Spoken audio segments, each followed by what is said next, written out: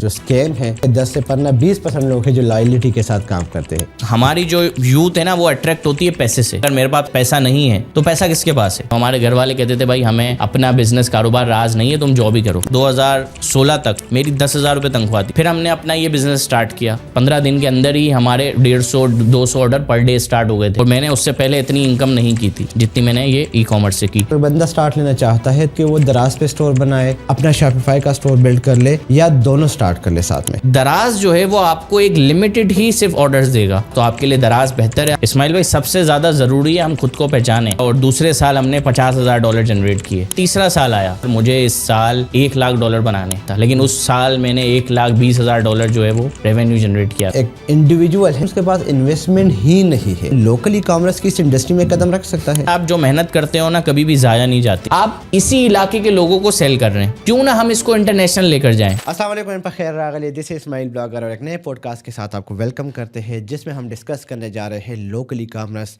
B2B, Alibaba, कैसे आप अपना ब्रांड बिल्ड कर सकते हैं और लोकल ई कॉमर्स से एक अच्छी खासी इनकम जनरेट कर सकते हैं। हमारे साथ इस वक्त जो गेस्ट बैठे हुए हैं वो एक वेल नोन पर्सनालिटी है लोकल ई कॉमर्स की, अगर हम बात करें या B2B की बात करें, और स्पेशली कराची से आए हैं इस पॉडकास्ट के लिए। तो शुक्रिया तो अदा करेंगे, लेकिन मैं आपको बताता चलूँ कि बहुत बड़े ब्रांड्स के साथ इन्होंने काम किया है और करोड़ों रुपए की रेवेन्यू जनरेट कर चुके हैं। ये सारे तो हम वीडियो के अंदर डिस्कस करेंगे ही करेंगे। टाइम वेस्ट नहीं करते, सीधा गेस्ट की तरफ जाते हैं। वेलकम करते हैं साद लकी को। कैसे हैं आप जनाब? मैं बिल्कुल ठीक हूँ। इस्माइल भाई कैसे हैं आप? अल्हम्दुलिल्लाह। कराची से इस्लामाबाद आने पे आपको वेलकम करते हैं। कैसा लगा इस्लामाबाद आपको? वैसे तो आप आते रहते, लेकिन इस बार कैसे लगा? नहीं यार, बहुत पुरसुकून माहौल है, मज़े की जगह है। लाहौर भी काफ़ी अच्छा है, कराची अभी थोड़ा पीछे रह गया है खूबसूरती में, मैं कहूँगा। वैसे बिजनेस की अगर बात करें तो कराची तो अभी भी टॉप पे है। बिल्कुल ऐसे ही है। हम सीधा टू द पॉइंट आते हैं, क्योंकि हमारे यूज़र जो है वो इंतज़ार करते हैं लोकल ई कॉमर्स से रिलेटेड स्टफ़ का, और वो गवाही इस बात की इस तरह मैं देता हूँ कि हम जितने भी वीडियोज़ अपलोड करते हैं, न सिर्फ पॉजिटिव कमेंट्स बल्कि बहुत पॉजिटिव जो है ना उनकी तरफ से फीडबैक इस बात पे भी आता है कि हमें बहुत कुछ सीखने को मिल रहा है। Now you are the guy जो कि लोकल ई कॉमर्स इंडस्ट्री में इन है और काफ़ी टाइम से कर रहे हैं। तो साद लकी कौन है, कराची से है, और इस इंडस्ट्री में इन कैसे हुआ, आपसे जानेंगे और उसके बाद सीधा टू द पॉइंट बात करेंगे। ठीक है इस्माइल भाई, मेरा नाम है मोहम्मद साद लकी। मेरी तकरीबन 3 कंपनियां हैं। पहली आ जाती है SRL कॉमर्सिफाई, दूसरी आ जाती है चीना ट्रेडर, तीसरी आ जाती है SSB लॉजिस्टिक्स। ये 3 कंपनियां मैंने फॉर्म की है पिछले 4 साल में। अच्छा, थोड़ा सा बैकग्राउंड लेकर चलते हैं कि कहाँ से स्टार्ट किया था, ताकि जो ऐसे लोग हैं जो ज़ीरो इन्वेस्टमेंट के साथ आज बैठे हैं वो कहेंगे कि यार हमारा क्या होगा। हम देखते हैं कि रिश्तेदारों में किसी ने, मामू ने कहीं पर हेल्प कर दी, कहीं पर किसी के चाचा ने हेल्प कर दी, या अब्बू ने किसी के कहीं हेल्प कर दी। तो मेरी जो उसमें था इस तरह नहीं था। हाँ, एक सपोर्ट तो था, लेकिन सारी चीज़ें हमने ज़ीरो से लेके हम आगे चलें। ठीक है। अब इसमें इस तरह है कि मैं उनमें से हूँ कि जिसने ज़ीरो इन्वेस्टमेंट से लेकर एक अच्छा रेवेन्यू जनरेट किया। अगर मैं अपनी कंपनी की बात करूँ पिछले साल की, तो तकरीबन $2.5 लाख $3 लाख हमने बनाए। क्या बात है। वैसे तो हमने PKR में बनाए। डॉलर्स लोगों को सुनना अच्छा लगता है ऑनलाइन इंडस्ट्री है ना, इसलिए। हाँ, तो लोगों को डॉलर सुनना अच्छा लगता है, तो मैं कहता हूँ कि आप भाई पाकिस्तान में बैठकर भी डॉलर्स बना सकते हैं। अच्छा, दूसरी चीज़ ये है कि मैंने जो अपनी जॉब्स स्टार्ट की थी वो की थी 2012 से। 2012 से जो था मैं घर से बाहर हूँ और जॉब्स करने लग गया था और अपना खर्चा खुद उठाने लग गया था। 2012 से ये कहानी चलती गई। 3 साल तो हमने जो पैसे आए दोस्तों में उड़ाए, यहाँ वहाँ। आपको पता है जब बंदा पैसा देखता है शुरू नया तो वो ज़ाया कर देता है। फिर 2016 के बाद मुझे समझ आया कि यार अब फैमिली है, रिस्पॉन्सिबिलिटी है, और जो मेरी सैलरी है उसमें कुछ भी नहीं होना। ठीक। तो 16 में मैंने एक अपनी बुटीक स्टार्ट किया। अच्छा, ये 12 से 16 के दरमियान भी, जो कि आपको पता है एक यंगस्टर होता है, ठीक है, और फिर मैं हूँ भी मेमन, तो हमारे यहाँ बिज़नेस का कॉन्सेप्ट ज़्यादा है। तो मैंने काफ़ी सारे छोटे छोटे बिजनेसेस स्टार्ट किए, कभी किसी से उधार लेकर, कभी किसी दोस्त को पार्टनर बनाकर, कभी कुछ करके कभी कुछ करके, लेकिन प्रॉपर गाइडेंस नहीं थी, प्रॉपर इन्वेस्टमेंट नहीं थी, तो हम हर बार फेल हुए। ठीक है, उसके बाद 2016 में हमने स्टार्ट किया अपना बुटीक। हमने कहा कि यार अब जो है वो तिजारत करनी है, तिजारत करना सुन्नत भी है, तो तिजारत स्टार्ट की करना। कपड़े का काम स्टार्ट किया, फिर साथ हमने इसको स्टिचिंग का काम ऐड किया, शादी में पैंट कोट, प्रिंस कोट, ये सारी चीज़ें स्टार्ट की। फिर आ गया 2019, और 2019 में आपको पता है क्या हुआ सबके साथ? ऐसे ही 2019 में हमारा आ गया कोरोना एंड में। और मतलब आप कोई भी बिज़नेस स्टार्ट करते हैं इस्माइल भाई, तो आपको उसके पीक तक जाने में एक अच्छी इनकम जनरेट करने में टाइम लगता है। ट्रू। तो वो 3 साल मैंने बहुत मेहनत की अपने बिजनेस को ग्रो करने के लिए। मैंने अपना पूरा बिजनेस ऑटोमेशन किया, ऑनलाइन किया, और क्योंकि मैंने ये देखा कि मैं दुकान पे हूँ तो सेल हो रही है, नहीं हूँ तो नहीं हो रही। तो फिर मैंने कहा कि यार नहीं, ये गलत चीज़ है। तो मैंने थोड़ा सा ऑटोमेशन किया, साथ कुछ छोटे छोटे मल्टीपल और बिजनेसेस किए।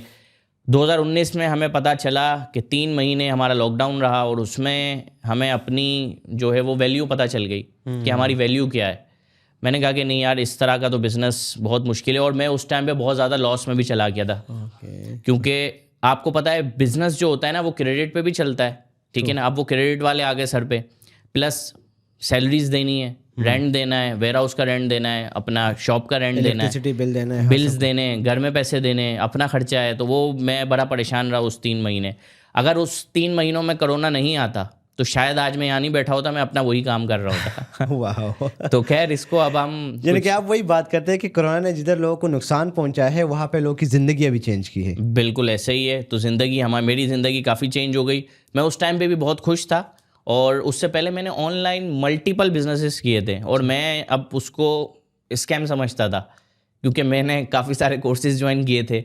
वो पैसे लिए बंदे ने और गायब। इसमें यूट्यूब का कोर्स आ जाता है, ई-कॉमर्स का कोर्स आ जाता है। तो मैंने कहा यार ये भाई बिल्कुल बेकार और टाइम ज़ाया है, ठीक है ना। तो फिर इस तरह था कि एक हमारे दोस्त थे, बहुत अच्छे दोस्त थे हमारे, सलाम दुआ वाले दोस्त थे। तो उन्होंने मुझे कहा कि यार तुम डिजिटल मार्केटिंग वगैरह सीखो, तुम्हारा काम वैसे ही बंद हो गया है। तो मैंने वो शॉप बंद की और मैं थोड़ा करीम चलाने लग गया। गाड़ी थी मेरे पास, करीम चलाने लग गया। लेकिन मैंने कहा कि यार समझ नहीं आ रहा, अब करीम से अच्छा कैश फ्लो बन रहा था, खर्चा तो निकालना है अपना।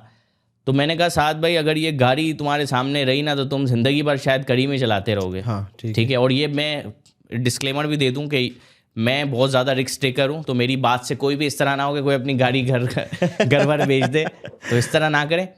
तो घर वालों का एक बड़ा प्रेशर था कि कुछ करना है। फिर मुझे किसी ने रिकमेंड किया, सनी अली की वीडियोस, एक्सट्रीम कॉमर्स से मुझे रिकमेंड करवाया। तो वो वीडियोस हमने देखी, उनकी काफ़ी सारी वीडियोस देखी। तो वो ज़्यादातर बात अमेज़ॉन की करते थे कि अमेज़ॉन आप करें, इतने फ़ायदे। तो मैंने कोर्सेज देखना स्टार्ट किए फ्री। मुझे उनके 8, 10, 15, 20 कोर्सेज थे, वो मिल गए थे मुझे। तो वो मैंने देखना स्टार्ट किए।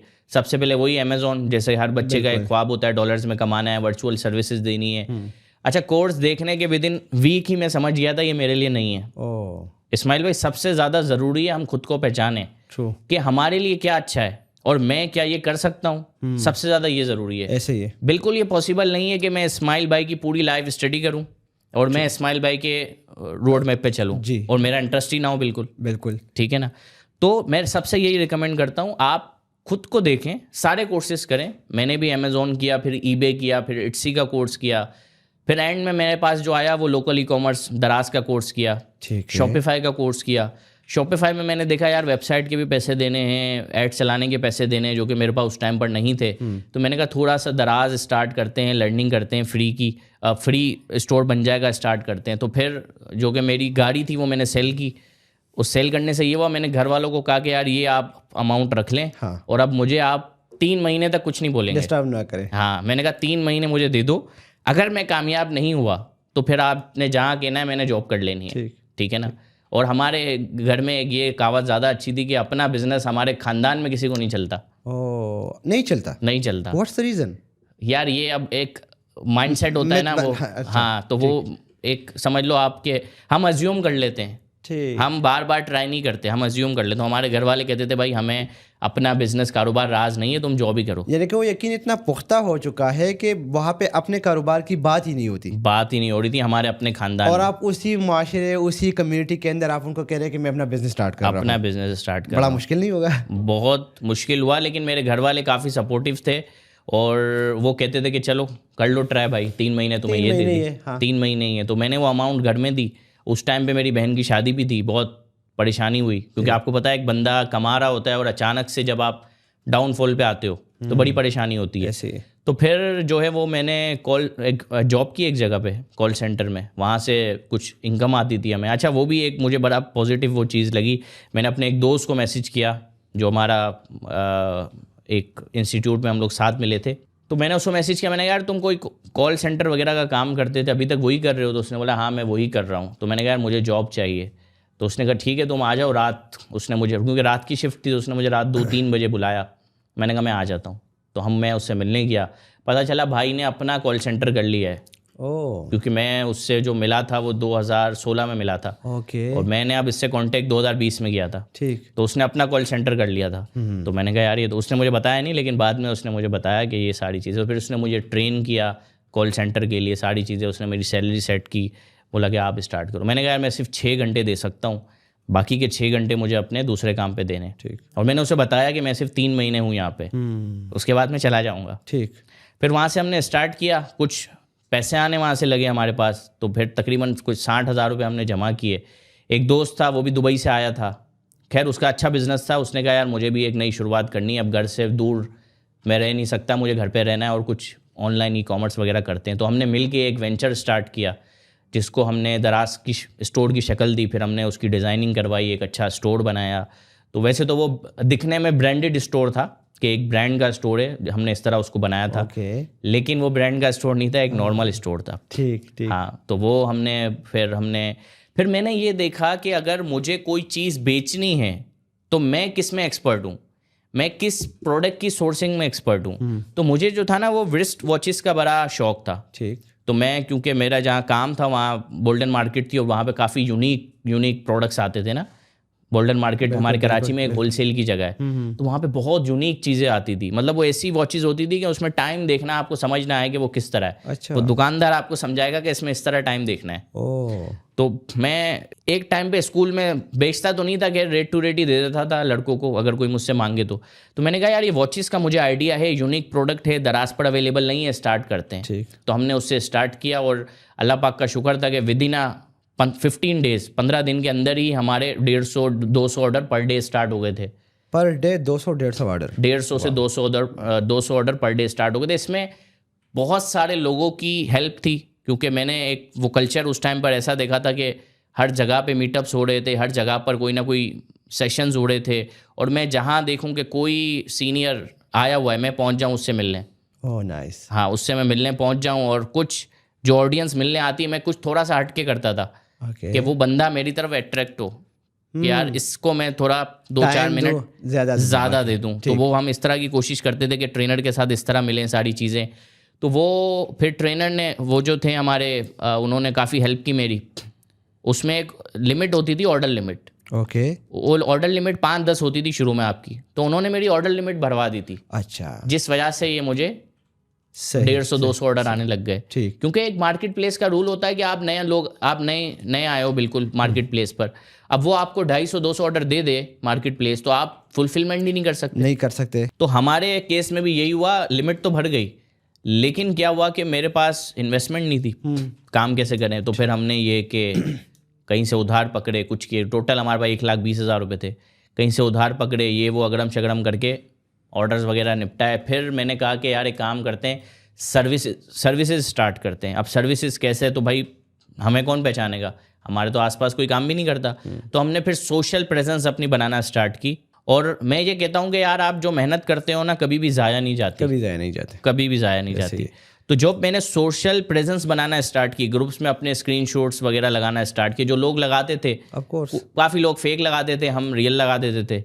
और कई मीटअप में जाते थे, हम अपना अकाउंट खोल के दिखाते थे कि भाई देखो हमारा ये काम है, अगर आप इंटरेस्टेड हो तो आप हमारे साथ काम करो। ठीक है। तो ऐसा ये एक वर्चुअल हमने सर्विसेज स्टार्ट की, और फिर विदिन अ मंथ ही मैंने जो है वो 2-2.5 लाख रुपए इनकम जनरेट कर ली थी। तो वहाँ से हमारी जो है वो इंडस्ट्री स्टार्ट हुई। फिर इस्माइल भाई, हमारी जो यूथ है ना वो अट्रैक्ट होती है पैसे से, पैसा देख के, ठीक है ना, कि भाई ये साद भाई काम कर रहे हैं, इस्माइल भाई जो है काम कर रहे हैं, दुबई में कभी हैं, कभी कौन इन्हें स्पॉन्सर कर रहा है, कभी कहाँ जा रहे हैं, कभी कहाँ जा रहे हैं। तो वो एक बहुत बड़ी जर्नी है, बहुत सारी चीज़ें होती हैं। मैं अगर आपको अपना एक इनकम फिगर बताऊं तो 2012 से लेकर 2016 तक मेरी 10,000 रुपये तनख्वाह थी मंथली, टोटल मंथली तनख्वाह 10,000 रुपये थी। और 2016 के बाद समझ लो मैं 40-50 हज़ार 60 हज़ार रुपये कमाना स्टार्ट हुआ। 2016 के बाद 19 तक हम लाखों में आ गए थे, लेकिन वो फिर हमारा डाउनफॉल चला हो गया। अब भाई ज़िंदगी गुजारने आए यहाँ पे, वही बात है, 4 दिन की दुनिया है भाई, ठीक है ना। अब गुजारना तो है, काम तो करना है, पैसे तो बनाने हैं। फिर हमने अपना ये बिज़नेस स्टार्ट किया। तो पहले साल में ना इस्माइल भाई तकरीबन मैंने $10,000 कमाए। ये मैं पहले साल की बात बता रहा हूँ। डिजिटल मार्केट में आना, ई कॉमर्स, लेकिन सबसे पहले समझना और आगे जो है ना डिलीवर करना। हाँ, मैंने खुद में देखा कि क्या मैं ये कर सकता हूँ, क्या मैं इसमें बोर तो नहीं हो जाऊंगा। पता चला मैंने आज 3 महीने किया, अब मैं बोर हो गया। तो मैंने कहा नहीं यार, मुझे बिजनेस में मज़ा आता है और मैं ये काम करूँगा और मुझे पता है इसमें एक अच्छा पोटेंशियल है, स्पेस बहुत ज़्यादा है। हमारे टाइम पे कंपटीशन कम था, आज के दौर में थोड़ा ज़्यादा कंपटीशन है, लेकिन उसको भी मैं किस तरह कंपटीशन आप लो कर सकते हो वो भी हम आगे पॉडकास्ट में बात करेंगे। ठीक है। तो वो पहला साल जो था $10,000 का था, अल्हम्दुलिल्लाह उसमें भी हम खुश थे और मैंने उससे पहले इतनी इनकम नहीं की थी जितनी मैंने ये ई कॉमर्स से की। दूसरा साल हमारा, उसमें हमने एजेंसी फॉर्म की। मैं काफ़ी सारे इस्माइल भाई लोगों को देखता हूँ जो सिर्फ अपना सोचते हैं, दूसरों का नहीं सोचते, जॉब्स क्रिएट नहीं करते, डरते हैं टैक्स फाइल करने से कि यार मैं टैक्स फाइल नहीं करूँगी, मैं तो NTN ही नहीं बनाऊँगा अपना, ठीक है ना, मैं अपने बैंक में पैसे भी नहीं लूँगा, मैं पैसे भी कैश आपसे काम करूँगा। लेकिन हमने ये चीज़ें नहीं सोची। हमने बोला भाई कमा के ही तो देना है ना, हर चीज़ कमा के ही करनी है आपको। ऐसे तो नहीं है कि आपने कुछ कमाया नहीं, आपसे टैक्स लेने आ गए लोग। बिल्कुल। अब हमारे मेमन में थोड़ा इसको ज़्यादा देखा जाता है कि नहीं, टैक्स में हम परेशान हो जाएंगे, किस तरह हम चीज़ें करेंगे। वो एजुकेशन की थोड़ी सी कमी है। हर लोग ऐसे नहीं है, लेकिन मेरे आसपास के जो लोग थे वो थोड़ा सा ये टैक्सेशन से भागते थे। ठीक है। तो फिर मैंने कहा कि नहीं यार, एजेंसी फॉर्म करनी है, कंपनी बनानी है, बहुत ज़्यादा ज़रूरी है। और मल्टीपल जो ये पॉडकास्ट वगैरह होती हैं, इससे बहुत ज़्यादा सीखने को मिलता है। ठीक है ना। तो हम सीखते हैं कुछ ना कुछ, हर बंदे से कुछ ना कुछ सीखते हैं। तो हमने अपनी एजेंसी फॉर्म की SRL कॉमर्सिफाई के नाम से, और फिर मैंने लोग हायर करना स्टार्ट किए। डर लगता था उस टाइम पे, मेरे डेली के कोई 250-300 ऑर्डर होते थे, मैं खुद पैक कर रहा होता था, गर्दन मेरी दर्द हो जाती थी यूं, क्योंकि यूं पैकिंग करनी है तो वो। लेकिन अब डर लगता था शुरू में, हर बंदे को डर लगता है कि ऐसा खत्म हो जाए, हाँ कुछ और हो जाए। बिल्कुल ऐसे ही। अब वो डर लगता था कि यार फिर दोबारा से वही ना हो जाए कि सैलरी के पैसे ना हो, बिल्कुल किराए के पैसे ना हो, ठीक है ना। इसमें मैं कहूँगा यार, एक हमारे इन्वेस्टर हैं, बड़े बहुत अच्छे हैं, नाम तो नहीं ले सकते उनका, तो वो बाहर होते मिडिल ईस्ट में। उन्होंने भाई हमारे ऊपर भरोसा किया और हमें ऑफिस दिला कर दिया। यहाँ तक के बहुत बड़ा ऑफिस दिला कर दिया उन्होंने, 120 गज या 135 गज की वो हमारी जगह थी, 5-8 रूम थे उसके अंदर। उसके अंदर अगर कोई इंटरनेट का कनेक्शन भी लगाए तो वो उन्होंने पे किया था। कहा कि नहीं, आप पोटेंशियल वाले लड़के हो, आप लोग काम करो। ज़बरदस्त। तो वो एक बेनिफिट था। और हम वीडियोस में यही सुनते थे कि यार ओवरसीज़ जो है वो पाकिस्तानी बच्चे को सपोर्ट करता है। अब मैं कहता था अबे यार, वो बंदा मुझे जानता नहीं है, मुझे क्यों पैसे भेजेगा वो। लेकिन प्रैक्टिकली कर दिया। लेकिन प्रैक्टिकली कर दिया। यकीन करो आप, सिर्फ जूम सेशंस होते थे मेरे, और मैं अगर 10 लाख मांगूँ तो वो 10 लाख भेज दें, मैं अगर 20 लाख मांगूँ तो वो 20 लाख भेज दें। लेकिन हमने फिर वो 2 नंबरी भी नहीं की, स्कैमर्स भी नहीं बने कि भाई चलो ये 40-50 लाख जमा हुए, अब भागो, शॉर्ट टर्म के लिए बस ख़त्म कर दो। हाँ, क्योंकि लोग ऐसा करते हैं, बहुत सारे ऐसे लोग हैं जो ऐसा करते हो। मैं समझूंगा कि शायद 50% लोग ऐसे ही हैं। क्या कहेंगे इस्माइल भाई आप इस बारे में? आपकी बात सही है, बल्कि मैं यही कहूँगा कि जो स्कैम है वो कंपैरेटिवली बहुत हाई है, और मैं कहूँगा कि 10 से 20% लोग हैं जो लॉयल्टी के साथ काम करते हैं। बिल्कुल ऐसे ही है। मैं 50 इसलिए कहा कि हमारी ऑडियंस को बुरा ना लगे। भाई बुरा लगे, देखे, दिस इज फैक्ट। आप देखें, अफ़गानिस्तान हम नहीं जा सकते, इंडिया हम नहीं जा सकते, आपके पड़ोसी में एक ही मुल्क था सऊदी और दुबई जहाँ पे आप जा सकते थे। इतनी रिस्ट्रिक्शन लग गई है हमारे ऊपर, बल्कि दुबई तो अब जाना ही ख़त्म हो गया ऐसे ही है। तो भाई ये हमारे करतूत, ये सॉरी टू से, जिसकी वजह से हमें हर जगह पे बैन किया जा रहा है। तो एनीवे, आप दूसरे साल की बात कर रहे थे, तो उसमें कितना आप लोगों का प्रॉफिट जनरेट हुआ? जी, तो वो हमने कंपनी बनाई, सारी चीज़ें की, हमें ओवरसीज़ पाकिस्तानियों ने सपोर्ट किया, और लोकल पाकिस्तानी भी थे जो पाकिस्तान में रहते, उन्होंने भी सपोर्ट किया। तो हमने काम स्टार्ट किया और दूसरे साल हमने $50,000 जनरेट किए। ये मैं सेकंड ईयर की बात कर रहा हूँ। फिर 2 सालों के अंदर ही। हाँ, दूसरे साल। आप जॉब से कभी नहीं कर सकते। जॉब से नहीं, जो आपने 6-7 साल कर दिखाया, लेकिन 10,000 से सैलरी नहीं बढ़ी, नहीं बढ़ रही थी। क्या बात नहीं बढ़ रही थी। तो वो जो थी, हमने दूसरे साल $50,000 जनरेट किए। उसमें फिर मैंने एक गाड़ी ली छोटी सी।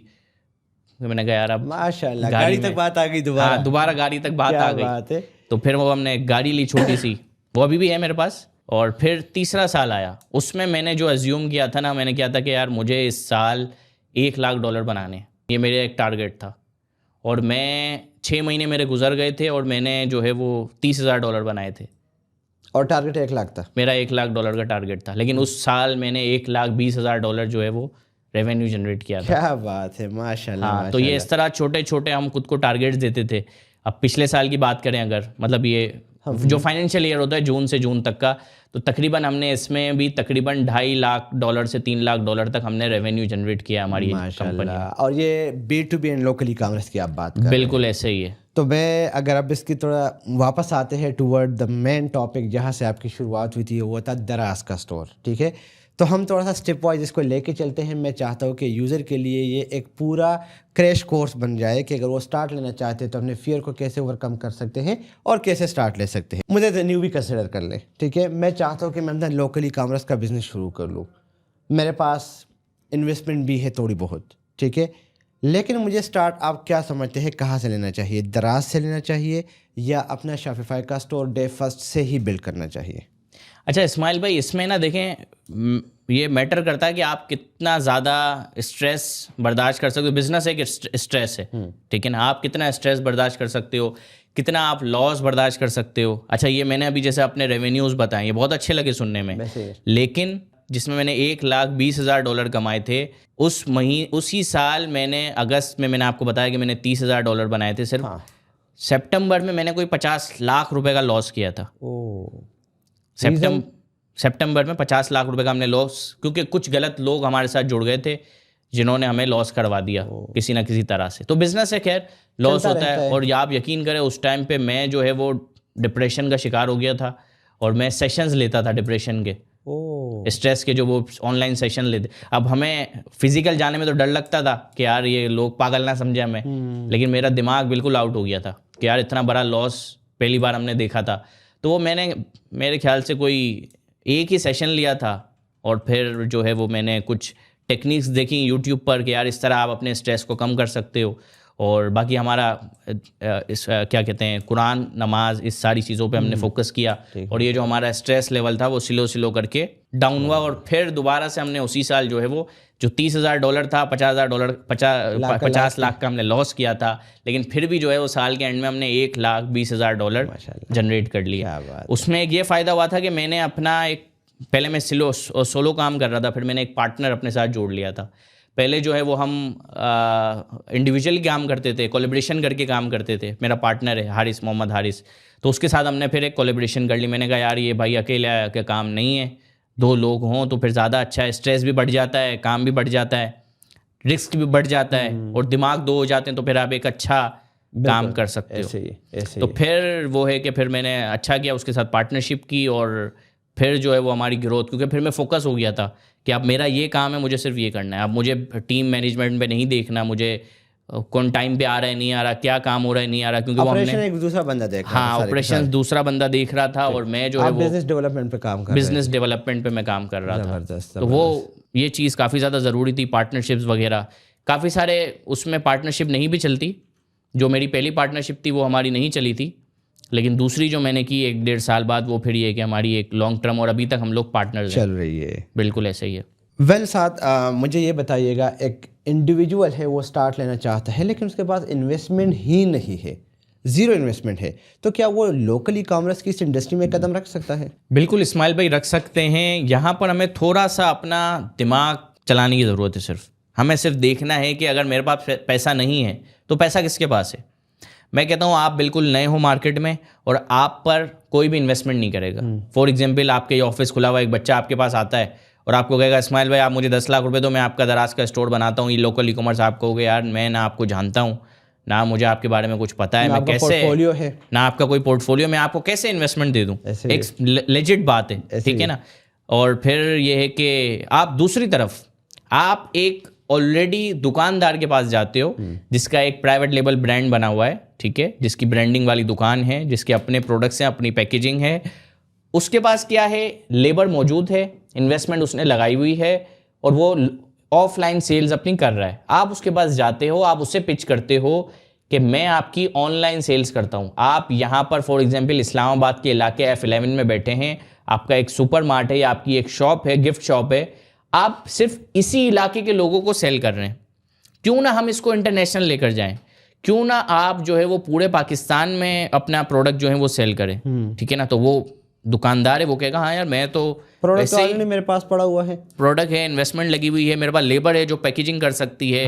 अब बात आ जाएगी ट्रस्ट की कि यार मैं आप पे ट्रस्ट कैसे करूं। तो सामने वाला बंदा कहेगा सर मैं जो आपका अकाउंट बनाऊंगा लोकल ई कॉमर्स का, मार्केट प्लेस पे अकाउंट बनाता हूं या मैं आपका वेबसाइट आपकी बना कर देता हूं, उसमें सर मैं तो आपसे पैसे ही नहीं ले रहा। मैं तो कह रहा हूं मंथ के एंड में आपको अगर लाख रुपए बचते हैं, आप मुझे 30,000 रुपये दे देना, 30%, जो आपके अकाउंट में ट्रांसफर हो रहा है, जो आपको नेट प्रॉफिट बन रहा है, ठीक है। या आपको काम समझ नहीं आएगा तो हम 3 महीने आप मुझे दें, अगर काम समझ नहीं आता हम इसको बंद कर देंगे। बेस्ट हो गया।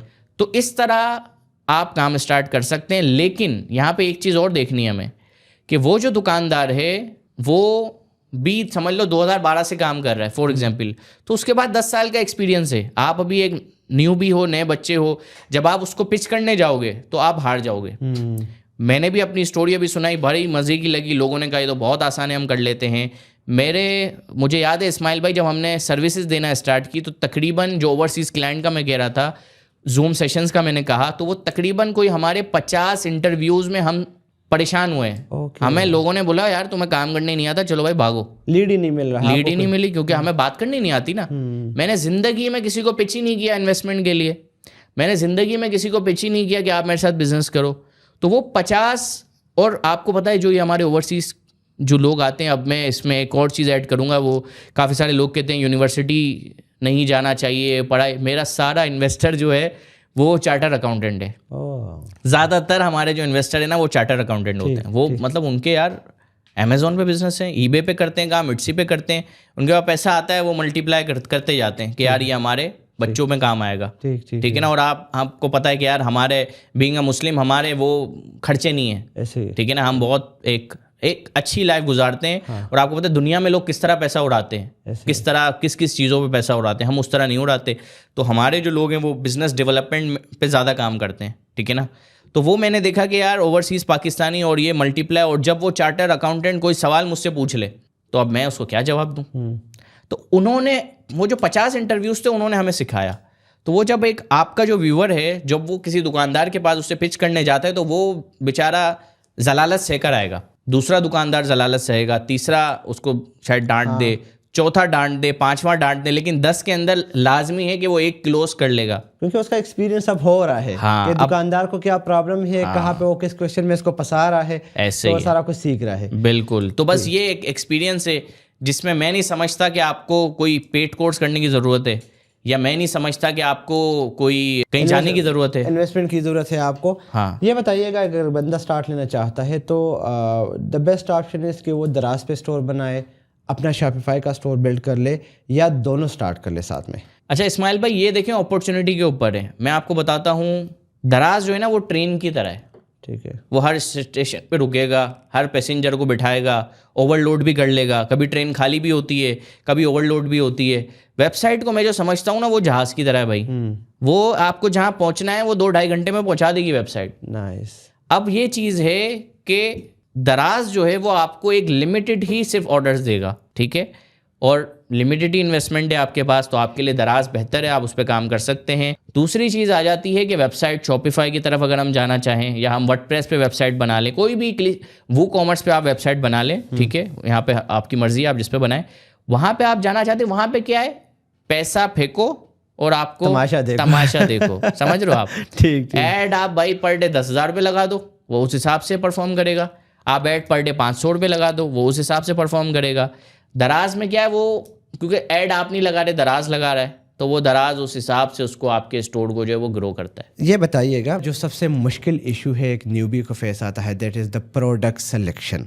तो प्रोडक्ट सिलेक्शन से पहले एक प्रोसेस होता है जिसको हम प्रोडक्ट रिसर्च बोलते हैं। उसमें एक प्रोडक्ट को चूज़ करते हुए किन बातों का ख्याल रखना चाहिए? वो प्राइस हो सकता है, सीजनलिटी हो सकती है, साइज़ हो सकता है, क्या क्या क्या ऐसी चीज़ें हैं जिसको देख के एक प्रोडक्ट चूज़ करना चाहिए? अच्छा इस्माइल भाई देखें, इसमें भी ना बहुत सारे कॉन्सेप्ट आते हैं। नसीब का कॉन्सेप्ट आता है, समझ का कॉन्सेप्ट आता है, कौन सा सीज़न चल रहा है उसका कॉन्सेप्ट आता है। और मेरे हिसाब से आपका भी एक स्टोर है शॉल्स का आप सीज़न में ही इसको ज़्यादा चलाते हैं। बस बिल्कुल। मेरे ख्याल से अभी लॉन्च, आपका सीज़न लॉन्च होने वाला है। अभी हमारा बस ऑलमोस्ट आज आ पाए और आज ही हमारा सीज़न शुरू हो चुका है। माशाल्लाह, पहला ऐड चला लिया है। बेहतरीन हो गया। तो देखिए सीजनल के अलग फ़ायदे हैं, ठीक है, समर के अलग प्रोडक्ट्स होते हैं, अलग फ़ायदे हैं, और एक कुछ प्रोडक्ट्स होते हैं जर्नल्स प्रोडक्ट्स, हाँ, जो हर पूरे साल चलते हैं। अच्छा मैंने ऐसे लोगों को देखा जो सिर्फ सीज़न पे काम करते हैं, 6 महीने काम करते हैं, 6 महीने आराम करते हैं, वो कहते हैं हम सीज़न पे ही काम करते हैं। कुछ लोगों को मैंने ऐसे देखा है कि जो जर्नल गुड्स पे काम करते हैं, ठीक है, कुछ को ऐसे देखा है वो कहते हैं यार हम 12 महीने लगे रहें, कोई ना कुछ हम करते रहें, ठीक है। तो इसमें मैटर करता है कि आपको क्या प्रोडक्ट मिल जाए। अब मैं एक प्रोडक्ट की बात करूंगा, एक हमारे पास लड़का आया था, उसने बोला कि साथ भाई मैंने जो है वो 1 महीने में 15 लाख रुपए की सेल की और बहुत सारे उसके कॉम्पिटिटर्स थे, कह रहा है मैं सबको जो है वो साइड लाइन करा के आ गया। अब उसने क्या किया, उसने कहा साथ भाई मैं गया, मैं प्रोडक्ट भी बता देता हूँ, जैसे अभी सर्दी आई है तो एक लिंट रिमूवर आता है, ठीक है, वो ये करता है कि जो आपके रुएं आ जाते हैं कपड़ों पे, हाँ, उसको साफ करता है। हाँ, उसने कहा साथ भाई दराज पर और ये फेसबुक मार्केट प्लेस OLX पर ये जो प्रोडक्ट है वो बिक रहा था 1100 रुपये का। ठीक है, मैं मार्केट में गया लेने, मैंने कहा यार सर्दी आई है, सीजनल प्रोडक्ट है, काम करता हूँ।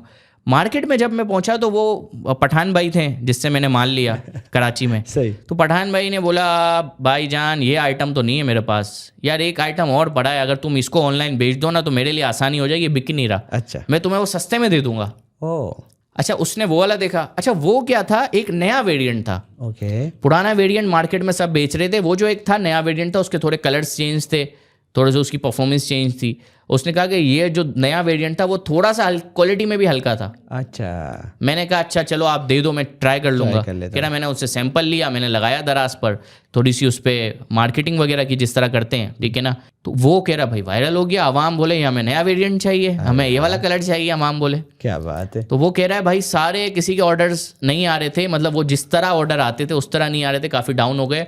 और मैंने जो है वो 1 महीने में 15 लाख का रेवेन्यू जनरेट किया और तकरीबन 7-8 मिनिमम भी मेरे ख्याल से उसने $1000 कमाए होंगे। क्या ये बात नेट है। प्रॉफिट की मैं बात कर रहा क्या हूँ। बात अब वो बेचारा 1 महीना पहले जिसको कुछ समझ ही नहीं थी, उसने स्टार्ट किया, थोड़ा सा दिमाग लगाया, फिर वहाँ पर उस जो सप्लायर था उसने उसकी हेल्प की कि यार ये प्रोडक्ट है, तो वो प्रोडक्ट उस तरह उसका चल गया प्रोडक्ट। तो सबसे अगर मैं बात करूँ, एक बंदा प्रोडक्ट रिसर्च करना चाहे तो आपको क्या लगता है कि आया उसको दराज पे जाके प्रोडक्ट्स को देख के, उनके ऑर्डर्स देख के डिसाइड करना चाहिए, या Alibaba is the best place, या AliExpress is the best place, या उसको अमेज़ॉन पे ही देख के कोई अच्छा सा प्रोडक्ट चूज़ करना? अच्छा, इसमें मैं आपको है ना एक बात बताता हूँ। देखें, हमारे यहाँ पर पाकिस्तानियों में ना एक मसला है, अगर मुझे पता चल जाए कि इस्माइल भाई क्या बेचते हैं तो मैं भी वो बेचूंगा, समझ रहा हूँ। और आपकी शॉल लॉन्च के बाद आपने देखा होगा कि आपके अड़ोस पड़ोस काफ़ी सारे लोगों ने लॉन्चेस किया होगा, हमारे नज़दीकी लोगों ने भी कर लिया। लेकिन हमें उनसे कोई इख्तलाफ नहीं है, ठीक है, आप अपना कमाओगे, मैं अपना कमाऊंगा।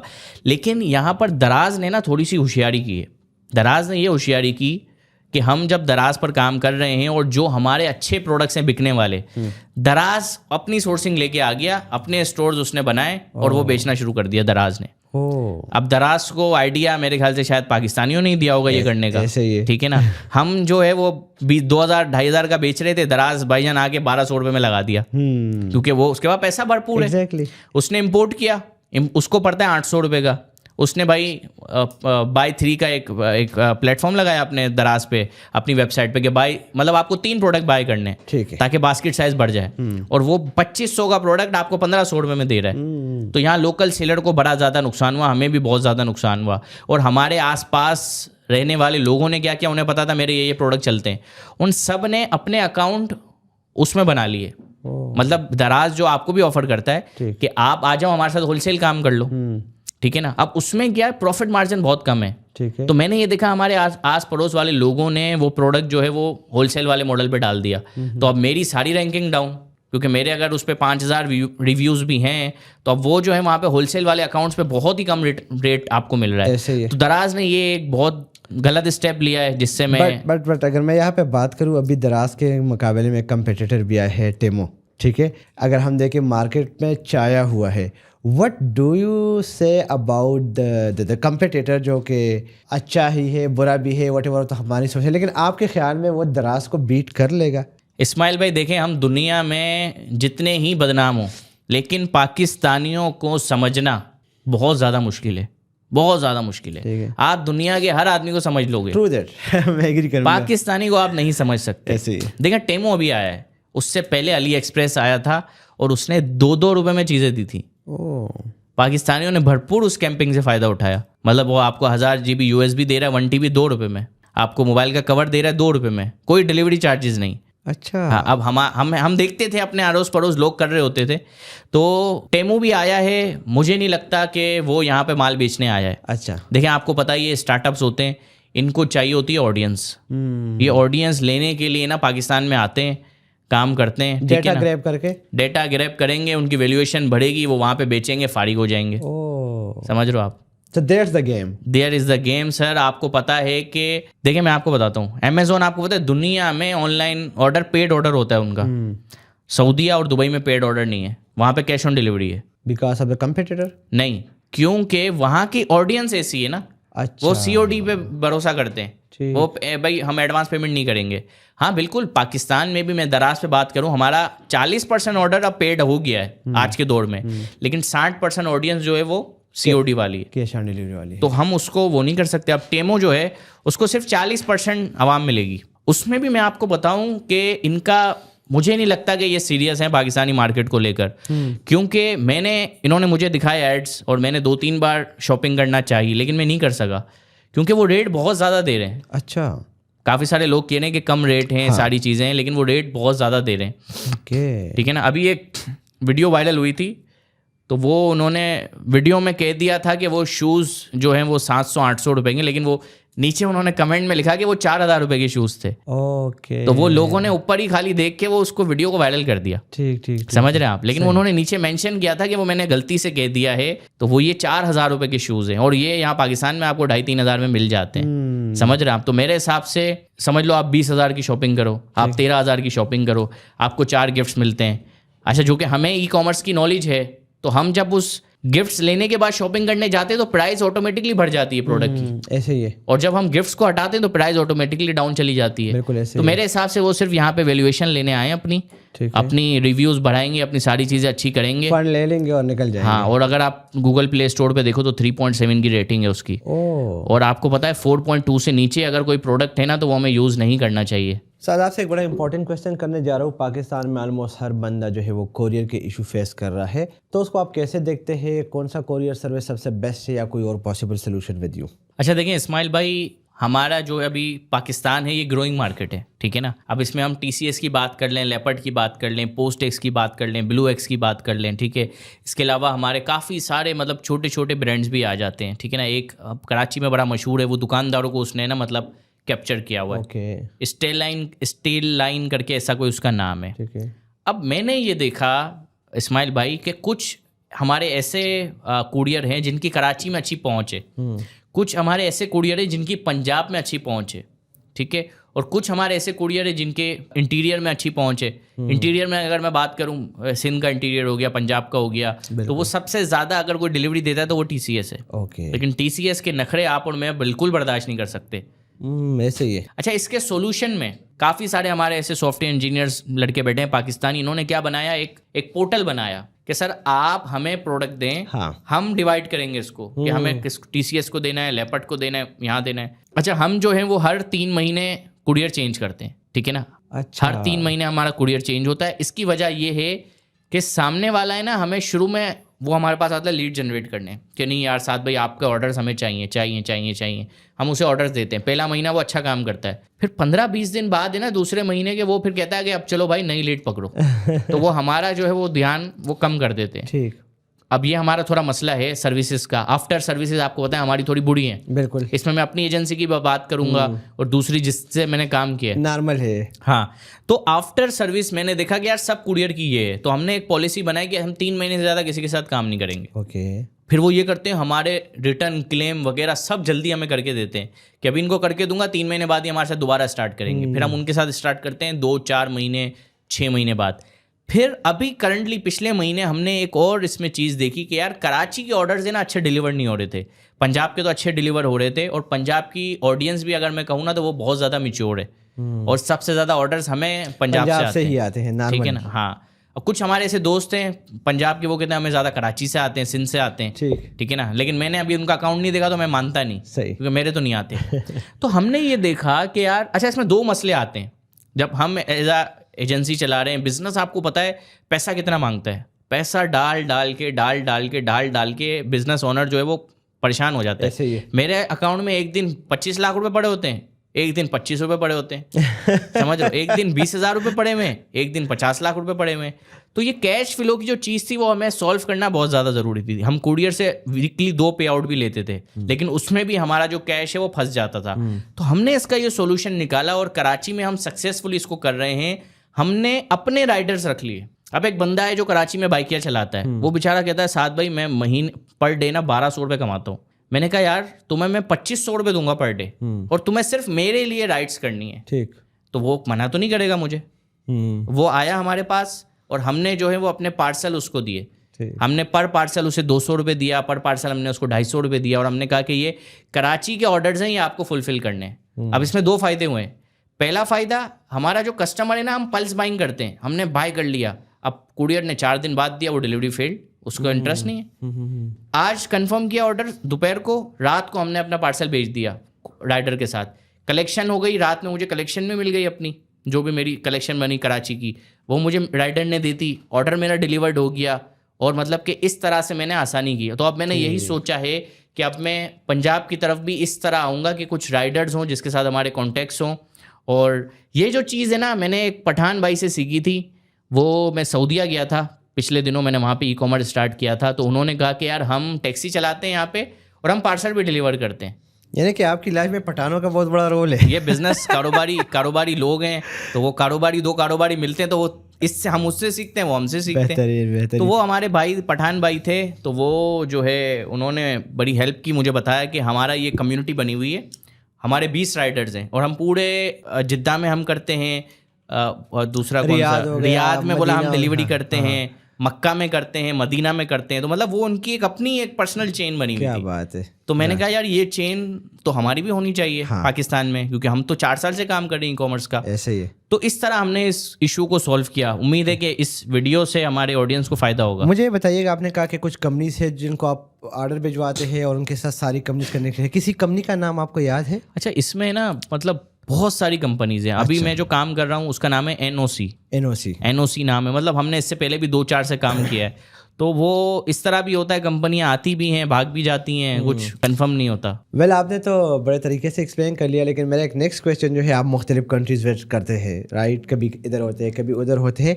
ये ट्रैवल एक्सपीरियंस किस वजह से आपका चल रहा है, क्यों कर रहे हैं? और दूसरा, क्या आप कोई एक्सपोर्ट्स वगैरह के उसमें भी इन्वॉल्व हैं? जी बिल्कुल, पहले ट्रैवल की बात करते हैं, फिर मैं आपको एक्सपोर्ट के हवाले से बताता हूँ। अच्छा, ट्रैवल का इस तरह है कि जब पैसे नहीं थे, जब भी हम घूमते थे, मतलब फॉर एग्जाम्पल 5, 8, 10 हज़ार भी मेरे पास होते थे ना, तो मैं अकेला ट्रेन इकोनॉमी पकड़ के 1800-1200 टिकट था उस टाइम पे, और मैं आ जाता था, लाहौर आ जाता था। एक दिन मैं यहाँ घूमूं, दोबारा ट्रेन में बैठ जाऊँ, ये मेरा 3 दिन का एक छोटा सा ट्रिप हो जाए। क्या बात, समझ रहे हैं आप? तो इस तरह हम घूमते रहते थे। तो जब पैसे आए तो मैंने कहा कि यार अब थोड़ा बाहर की तरफ मूव करना है। काफ़ी मैंने कंट्रीज़ में बिजनेसेस भी किए, दुबई की बात कर लेते हैं, सऊदीया की, लेकिन वहाँ पे बात जमी नहीं, क्योंकि जहाँ पे आप बिजनेस कर रहे हो, मुझे ऐसा फील होता है कि मुझे वहाँ बैठना ज़रूरी है, और अगर आप नहीं बैठे तो वो फिर आपकी वो प्रोसेस बहुत स्लो चलता है। और फिर दूसरी चीज़ ये है कि आपको पता है हम जो है वो दुनिया में आखिरी के 5 कंट्रीज़ में आते हैं। फिर मज़े की बात है कि मुझे एक चुल थी भाई अजीब यूट्यूब की, जो मुझे अफगानिस्तान ले गई थी। अच्छा, मेरा पहला कंट्री, अफगानिस्तान भी जा चुके हैं? मेरा पहला कंट्री अफगानिस्तान है, जो मैं वीडियो वगैरह बनाने गया था। तो वो अफगानिस्तान का ठप्पा लगा हुआ है, तो अब मुझे वो क्लियर करने के लिए मल्टीपल कंट्रीज विजिट करने हैं। मैं आपसे पूछने वाला था कि उससे कोई इशू तो नहीं हुआ आपको? मुझे हर जगह रोकते हैं। मुझे चाइना में मैं गया, वहाँ पे मुझे पूछा डिटेल, टर्की में मुझसे पूछा, मतलब और कोई सवाल नहीं होता उनके पास। कहता है तुम्हारी प्रोफाइल तो क्लियर है, तुम यूट्यूब पे वीडियोज भी हैं, ये अफगानिस्तान क्या करने गए थे? और उसको फिर क्लियर करना पड़ता है। हाँ, उसको थोड़ा सा मुझे क्लियर करना पड़ता है, लेकिन इमिग्रेशन पे नहीं होती इतनी परेशानी। वो जब वीज़ा लगाने जाते हैं जब ही होती है मुझे परेशानी। और ये है कि मेरी वीडियोस अवेलेबल हैं यूट्यूब की, तो मैं कहता हूँ भाई आप देख लो क्या करने गया था मैं। तो ये चीज़ थी। फिर उसके बाद ये है कि आपको पता है कि यूएस का वीज़ा इजीली नहीं मिलता, शेंजन का वीज़ा इजीली नहीं मिलता, यूके, ऑस्ट्रेलिया। तो मेरा कोई वहाँ जाके स्लिप होने का तो चांस है नहीं। ये है कि एक्सेस होने चाहिए। अगर यूएस का वीज़ा लगाए तो मुझे कितने सारे कंट्री वीज़ा ऑन अराइवल दे देते हैं। तो इस वजह से हम अभी जो है अपनी हिस्ट्री बना रहे हैं, ट्रेवल हिस्ट्री, और उसके बाद ये कि ईजी रहेगा। इसमें मैं अगर बात करूं कि 8-9 कंट्रीज़ मैंने विजिट किए हैं, नंबर 1 पे जो मेरा है ना वो चाइना है। अच्छा, चाइना मेरे भाई दुनिया ही अलग है, वो बिल्कुल अलग दुनिया है, बहुत फ्यूचरिस्टिक है, और समझ लो वो बिल्कुल अलग चीज़ है। आप चाइना जाओगे ना परेशान हो जाओगे कि मैं कहाँ आ गया हूँ। हर चीज़ उन्होंने इलेक्ट्रिक की हुई है, हर जगह उन्होंने हरियाली ग्रीनरी की हुई है, और वेल मेंटेन, कहीं कचरा नहीं दिखेगा, कहीं गंद नहीं दिखेगी। मुझे नहीं दिखी।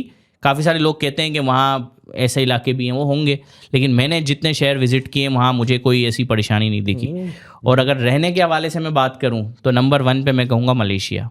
ओके। मलेशिया बहुत अच्छी जगह है, बहुत अच्छा वेदर है। मलेशिया तो अपने मेंटोर से मिलने नहीं गए थे?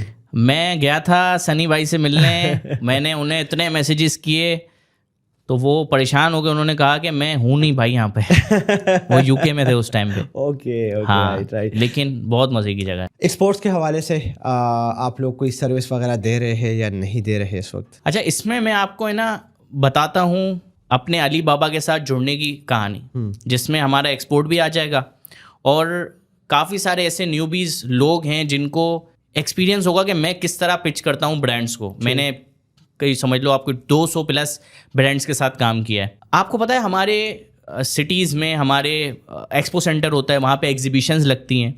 मैं आपको पता है एग्जीबिशंस क्या करने जाता था? पिक्चर्स लेने। किसकी?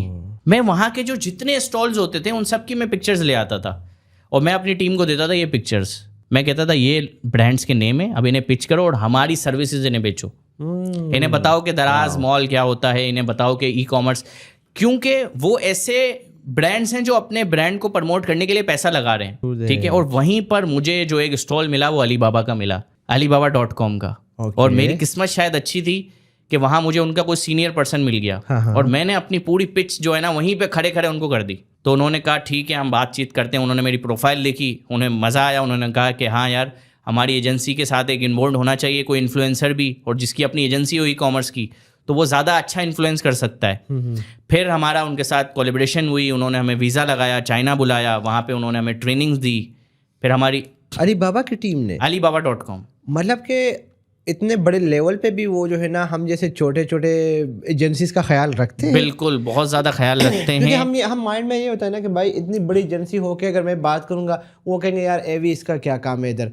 तो आपको उन्होंने अलीबाबा ने खुद बुलाया। और इसमें दूसरा ये भी है इस्माइल भाई, एज मेरी ज़्यादा है लेकिन मैं लगता छोटा ही हूँ शक्ल से। मैं तो समझता कि आप मुझसे छोटे। हाँ, मैं यही है, मेरी 27 ईयर्स ओल्ड एज है, लेकिन आप वाकई में छोटे। हाँ अच्छा। आजकल जो है ना इस्माइल भाई वो आपका हुलिया नहीं देखा जाता, अब दुनिया चेंज हो गई है। अब वो आपकी पिच देखते हैं, True. आपका बोलने का अंदाज देखते हैं, आपकी बात में कितना वजन है, ये चीज़ देखते हैं। तो वो शायद उन्हें पसंद आई, उन्होंने आगे बात की, मेरा इंटरव्यू किया चाइनीज़ ने ऑनलाइन जूम पे, गूगल मीट पे हमारा इंटरव्यू हुआ था। तो वो उन्हें पसंद आई सारी चीज़ें। प्रोफाइल सबसे ज़्यादा जो मेरे पास दिखाने को क्या है, प्रोफाइल, मेरी प्रोफाइल, मेरी सीवी के लो, ठीक है ना, मेरा पोर्टफोलियो के लो, वो उन्हें पसंद आया। फिर उन्होंने कहा ठीक है हमारा ये इवेंट हो रहा है आप आएँ। तो उन्होंने मेरा वीज़ा भी लगवा दिया आसानी से। और ये है कि फिर हम चाइना पहुँचे, वहाँ उनसे मिले, उनके साथ कोलैबोरेशन हुई और अब जो है वो हम पाकिस्तानियों को एक्सपोर्ट करने में हेल्प कर रहे हैं। नाइस।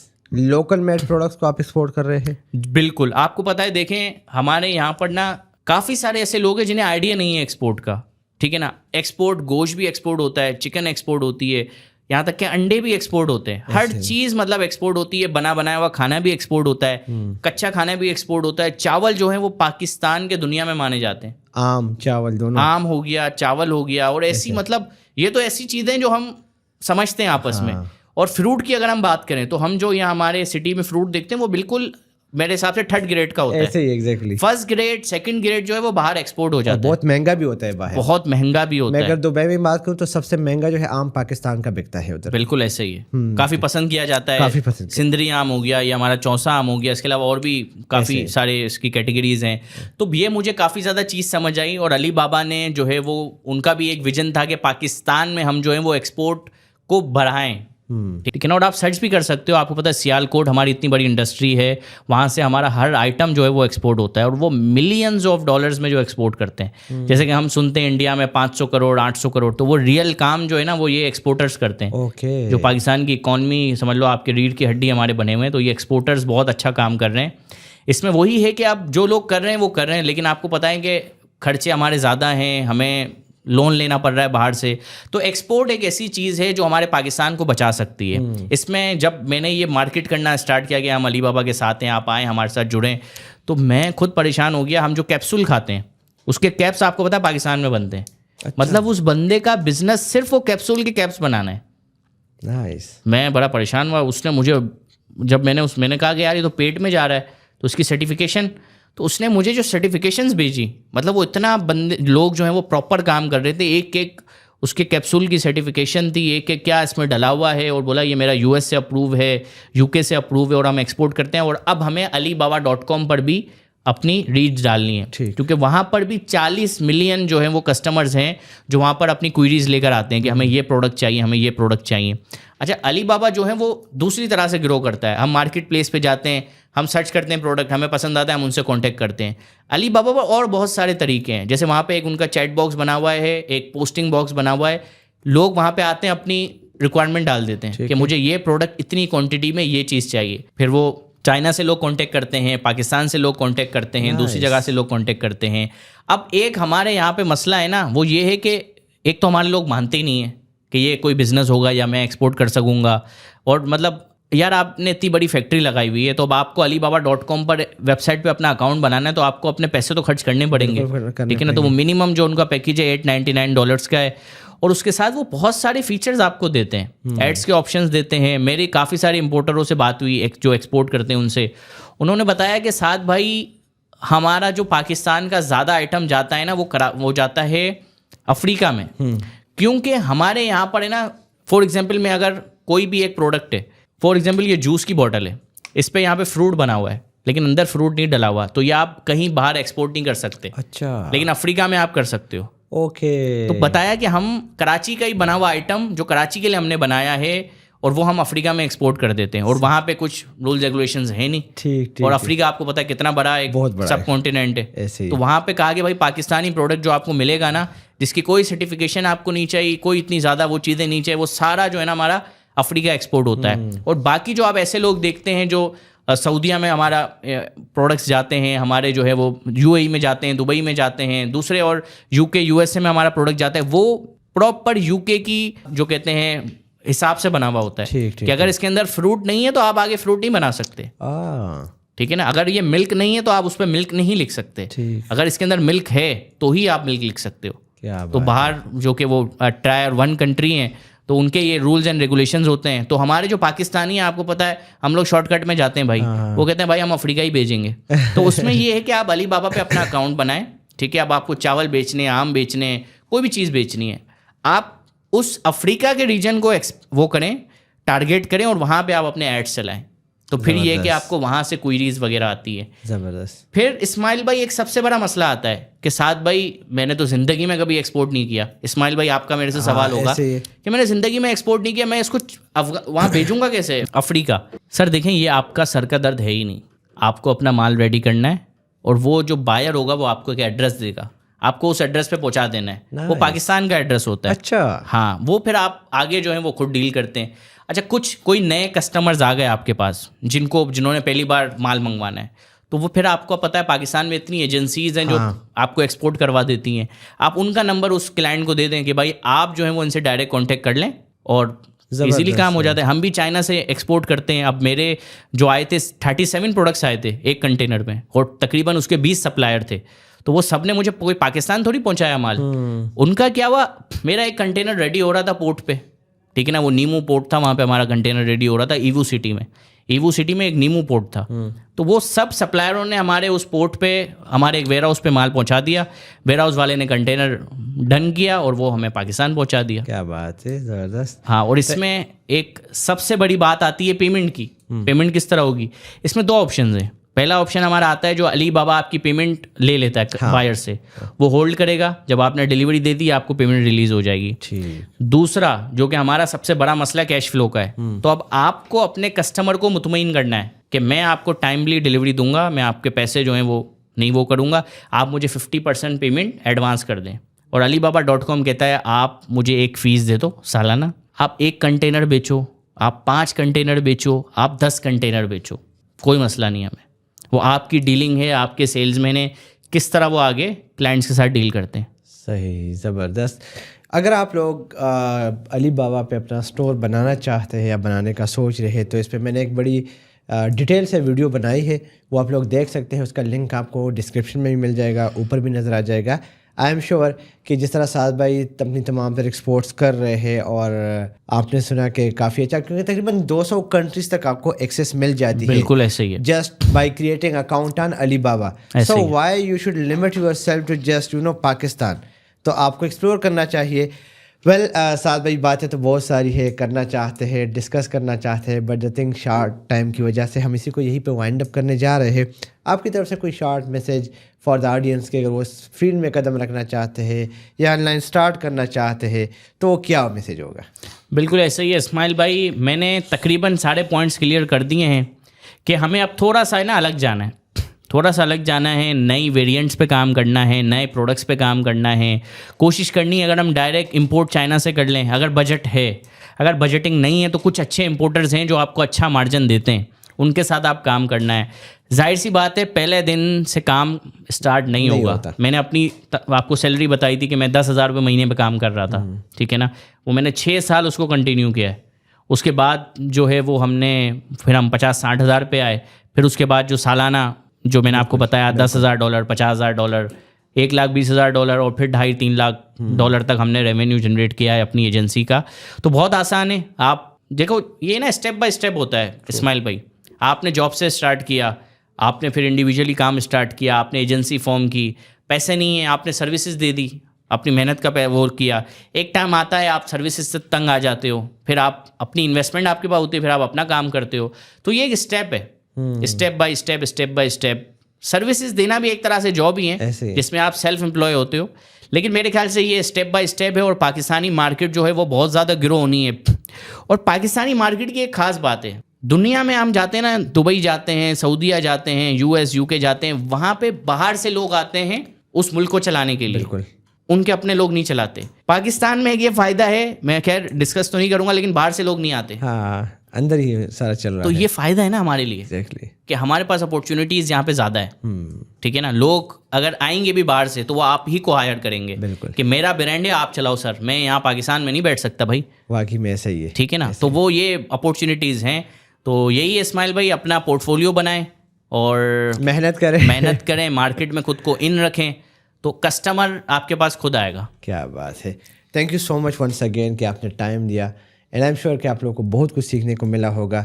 इसी के साथ इसी पॉडकास्ट को यहीं पे वाइंड अप करते हैं, लेकिन इसी मैसेज के साथ कि भाई लाइफ इज़ वेरी शॉर्ट, कुछ करके दिखाना है। अदरवाइज़ जिस तरह करोड़ों लोग मरते हैं, उनका कोई नाम नहीं होता, उनकी तरह आप इस दुनिया से रुखसत हो जाएंगे और सब कुछ ख़त्म। लेकिन एक ऐसा इंसान आप लोगों ने बनना है कि जब आप इस दुनिया से रुखसत हो तो लेगेसी छोड़ के जाओ, 2-3 बंदों के काम आओ। विद ऑल दैट्स अपना ख्याल रखिएगा, दुआओं में याद रखिएगा। नई पॉडकास्ट के साथ फिर मुलाकात होगी। अल्लाह पामान।